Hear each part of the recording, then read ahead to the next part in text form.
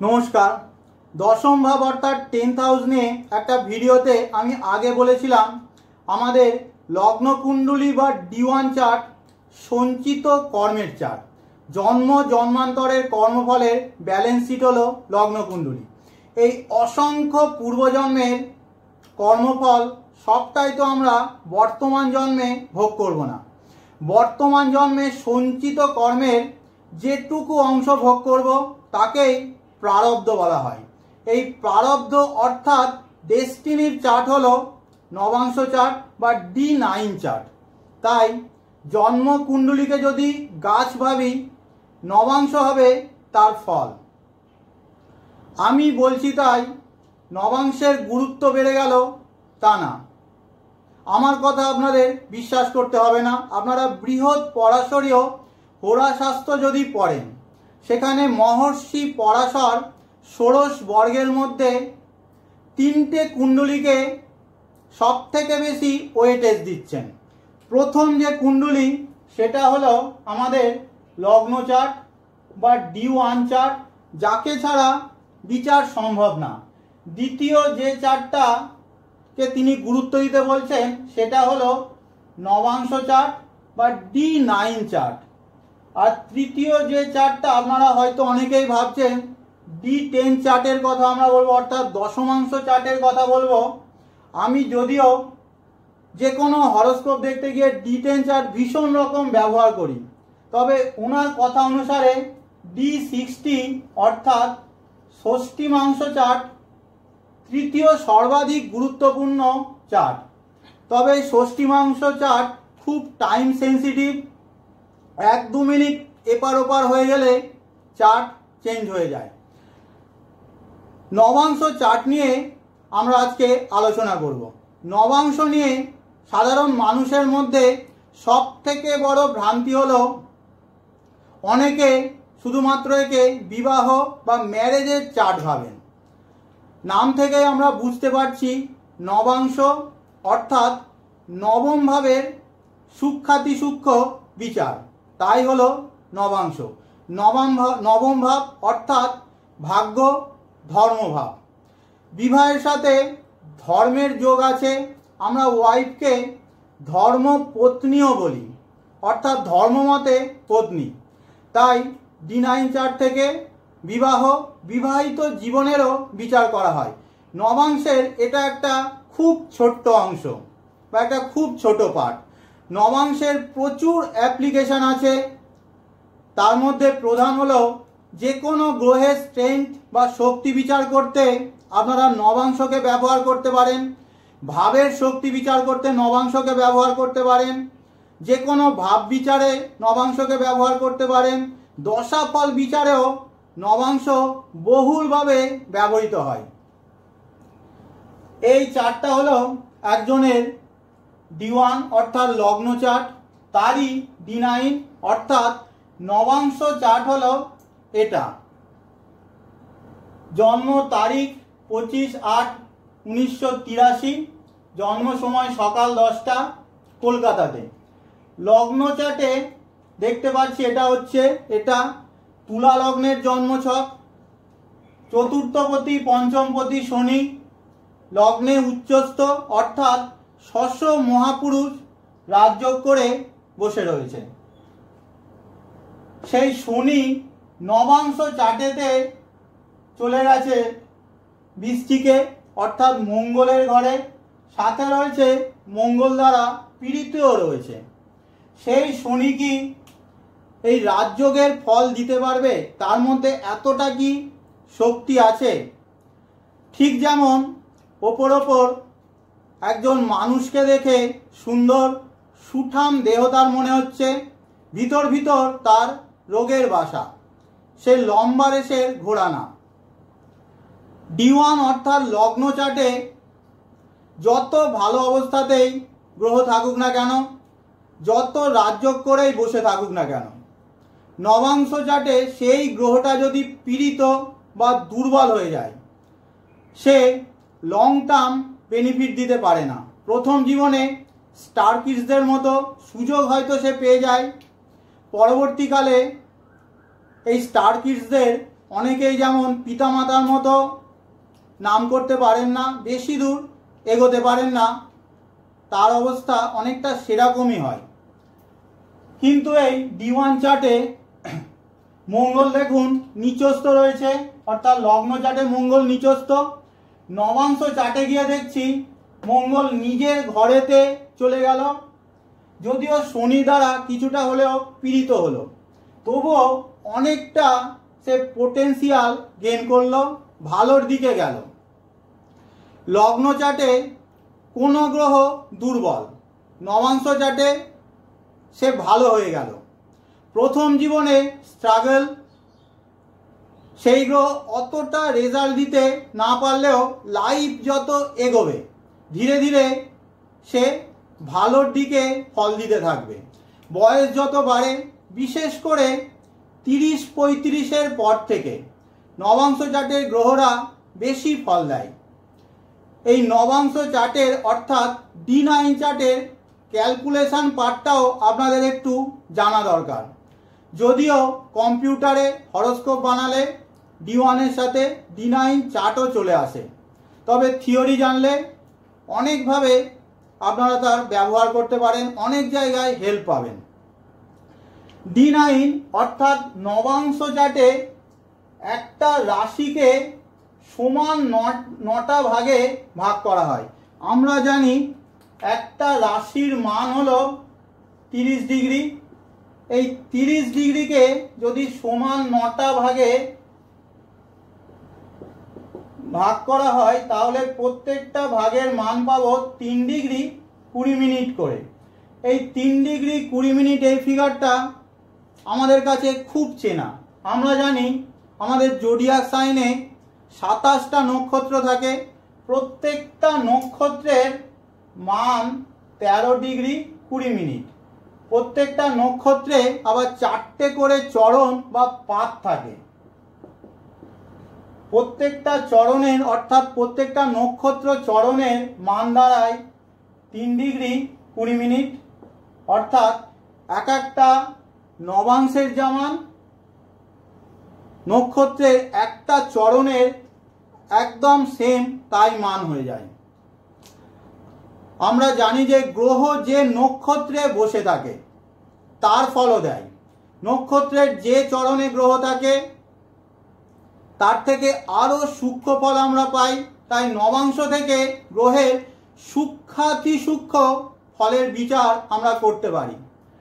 D9 চার্টের calculation পার্টও খুব সোজা মুখে মুখে হয়ে যায়।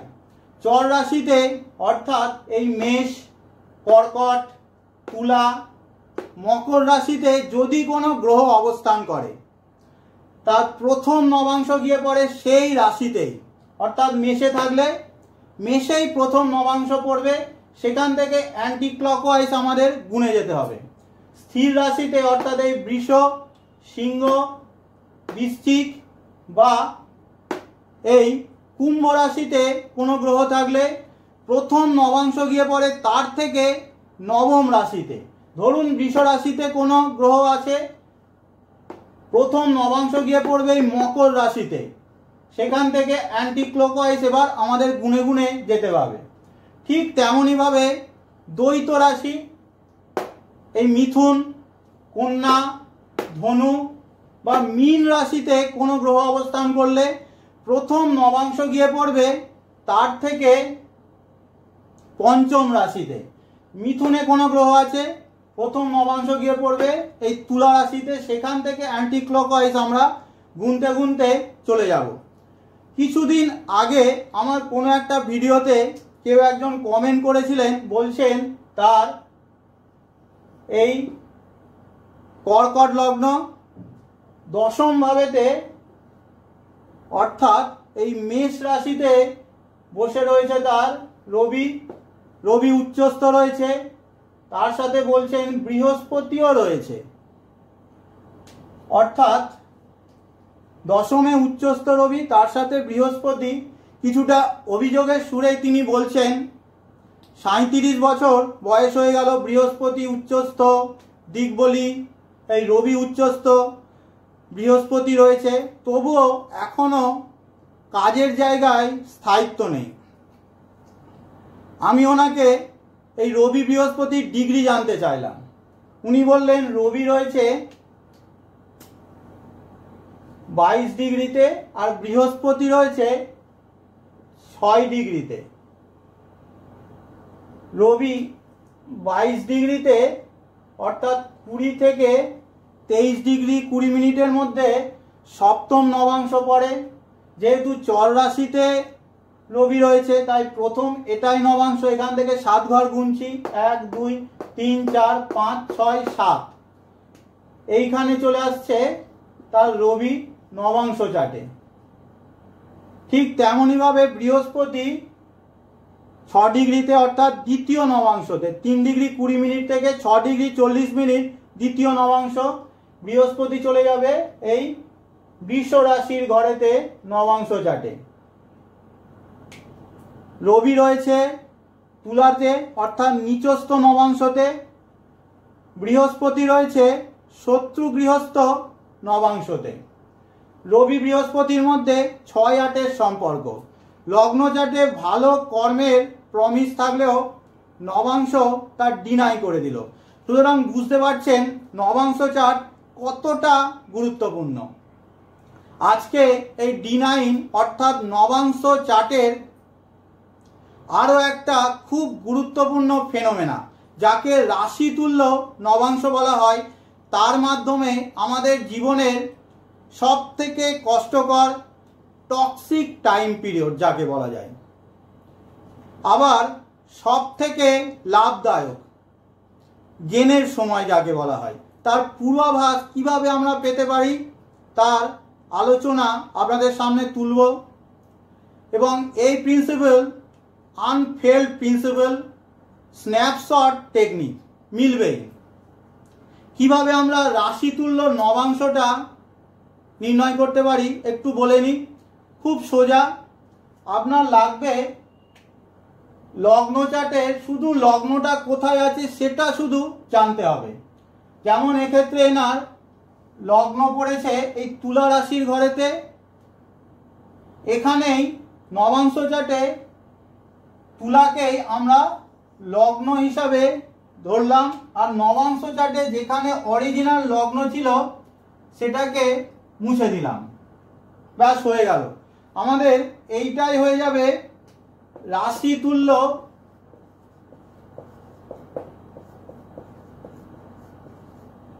নবাংশ চাট। এই রাশি তুল্য নবাংশের ফার্স্ট হাউস অর্থাৎ প্রথম ভাবে যে গ্রহ থাকে তাকে লগ্নাংশা বলে, সেকেন্ড হাউস অর্থাৎ দ্বিতীয় ভাবেতে যে গ্রহ থাকে তাকে ধনাংশা, তৃতীয় ভাবে যে গ্রহ থাকে তাকে বিক্রমাংশা, এরকম ভাবে অষ্টম ভাবেতে যে গ্রহ থাকে তাকে নিধনাংশা বলে। এই নিধনাংশায় যদি কোনো গ্রহ থাকে সেই গ্রহটা আমাদের জীবনে আনসলভ প্রবলেম দেয়, সহজে সেই প্রবলেম থেকে নিস্তার পাওয়া যায় না। যেমন এনার এক্ষেত্রে অষ্টম ভাবেতে রাশি তুল্য নবাংশের অষ্টম ভাবেতে চন্দ্র রয়েছে। শুধু চন্দ্র নেই, চন্দ্রকে পীড়িত করছে আরো দুটো গ্রহ শনি এবং মঙ্গল, এটা মাথায় রাখবেন। অষ্টম ভাবেতে অর্থাৎ নিধনাংশাতে যদি চন্দ্র থাকে মাকে কষ্ট দেয়, মার থেকে সমস্যা বা মাকে নিয়ে সমস্যা, মানসিক অশান্তি ভীষণ মাত্রায় দেয়। আর যেহেতু চন্দ্রকে শনি মঙ্গল দুজনেই পীড়িত করছে অর্থাৎ ম্যালিফিক ইনফ্লুয়েন্স চন্দ্রের উপরে রয়েছে, তাই সেই সমস্যা মারাত্মক বা ভয়ানক আকার ধারণ করবে। খুব কম বয়সেই এই মানুষটা তার মাকে হারান। এই অষ্টম ভাবে অর্থাৎ নিধনাংশাতে যদি শুক্র অবস্থান করে, স্পাউস অর্থাৎ হাজবেন্ড বা ওয়াইফকে নিয়ে সমস্যা, ম্যারেজ লাইফে সমস্যা, নিজের হেলথও ডিস্টার্ব করতে পারে। বৃহস্পতি থাকলে সন্তান সমস্যা, সন্তানের কষ্ট, এডুকেশনে সমস্যা আসে, জীবন থেকে হ্যাপিনেস স্যাটিসফ্যাকশান উধাও হয়ে যায়। যদি মঙ্গল থাকে নিধনাংশাতে, ছোট ভাই প্রপার্টি সম্পত্তি নিয়ে সমস্যা, লিটিগেশন কোর্ট কেসে সে ফেসে যেতে পারে, বেশি সাহস দেখাতে গিয়ে অনেক সময় সে প্রবলেমে পড়ে। বুধ যদি নিধনাংশাতে থাকে রাশি তুল্য নবাংশের শৈশবকালে কষ্ট দেয়, পরীক্ষার ডিগ্রি বা পরীক্ষার মার্কস পেতে তার অসুবিধা হয়, অনেক কম সে মার্কস পায়, এক্সপেকটেশনের অনেক কম মার্কস পায়। এছাড়া ব্যবসা পার্টনারশিপে সমস্যা আসে, স্পিচ কমিউনিকেশন প্রবলেম দেখা যায়। ঠিক তেমনইভাবে নিধনাংশতে যদি রবি থাকে, পিতার কষ্ট, পিতার থেকে কষ্ট, হায়ার অথরিটি থেকে সমস্যা, সোসাইটিতে মান সম্মান পেতে অসুবিধা, রিকগনিশনে সমস্যা। শনি থাকলে কর্মে আপস অ্যান্ড ডাউন চলতে থাকে, লং টার্ম বা দীর্ঘকালীন রোগ ভোগ করাতে পারে, এমপ্লয়ি সার্ভেন্টদের থেকে কষ্ট। ঠিক তেমনভাবেই রাশিতুল্য নবাংশের একাদশ ভাবেতে যে গ্রহ থাকে সেই গ্রহকে লাভাংশা বলে। এক্ষেত্রে এই হরোস্কোপে একাদশ ভাবেতে কোনো গ্রহ নেই, কিভাবে তখন আমরা লাভের বিচার করব? হ্যাঁ, আর একটা কথা বলে নিই, এই যে অষ্টম ভাবেতে যে গ্রহ রইল সে কিন্তু তার দশা অন্তর্দশাতেই সর্বাধিক বেশি অশুভ ফল দেবে। একাদশ ভাবেতে যে গ্রহ থাকবে অর্থাৎ লাভাংশাতে যে গ্রহ থাকবে সেটার টাইম পিরিয়ড অর্থাৎ দশা অন্তর্দশাতে লাভ দেবেই। এক্ষেত্রে কোনো গ্রহ নেই, আমরা ধরে নিচ্ছি বৃহস্পতি ওনার একাদশ ভাবেতে রয়েছে। বৃহস্পতি এই হরোস্কোপে তৃতীয় এবং ষষ্ঠপতি, অর্থাৎ তৃতীয় এবং ষষ্ঠ ভাবের কারকত্ব থেকে উনি লাভ পাবেন, অর্থাৎ communication, documentation, networking, media, online কাজ, ট্রাভেলিংয়ের মাধ্যমে লাভ পেতে পারেন, অথবা সেবামূলক কাজ, সার্ভিস বা জব করে উনি যথেষ্ট লাভ পেতে পারেন। কখন বেশি পাবেন? যখন এই বৃহস্পতি দশা অন্তর্দশাতে অ্যাক্টিভ থাকবে। এখন যদি এই হরোস্কোপের মধ্যে একাদশ ভাবেতে কোনো গ্রহ না থাকে তখন আমরা কি করব? একাদশপতি যেমন এক্ষেত্রে সিংহ রাশির মালিক হলো রবি, সেই রবি কোথায় রয়েছে? যেমন এক্ষেত্রে রবি রয়েছে ওনার এই মিথুন রাশিতে। বৃহস্পতি গোচর করতে করতে অর্থাৎ ট্রানজিট করতে করতে যখন এই মিথুনে বৃহস্পতি চলে আসবে তখন সে সর্বাধিকভাবে লাভ পাবে। এখন বৃহস্পতি আমরা জানি গোচরে এই বৃষ রাশিতে রয়েছে, কিন্তু মে 2025-এ বৃহস্পতি মিথুনে চলে আসবে। সেই এক বছর ধরে ইনি যথেষ্ট ভালো পরিমাণ লাভ পাবেন। এছাড়াও বৃহস্পতি গোচরে পঞ্চম বা নবম দৃষ্টি যখন এই রবির উপরে দেবে, পঞ্চম দৃষ্টি কখন দেবে? যখন এইখানে বৃহস্পতি থাকবে, বা নবম দৃষ্টি কখন দেবে? যখন এই তুলাতে বৃহস্পতি থাকবে, সেই সময়ও উনি যথেষ্ট পরিমাণ লাভ পাবেন। সুতরাং আমরা বুঝলাম যে আমাদের জীবনের সবথেকে খারাপ সময় কখন আসতে পারে বা সবথেকে লাভদায়ক সময় কখন আসতে পারে, সেটা আমরা রাশি তুল্য নবাংশের মাধ্যমে বুঝতে পারব। আমাদের হরোস্কোপ এবং D9 চার্ট একসাথে মেলানোর চেষ্টা করুন, দেখবেন অনেক গুপ্ত রহস্য আপনাদের সামনে চলে আসবে।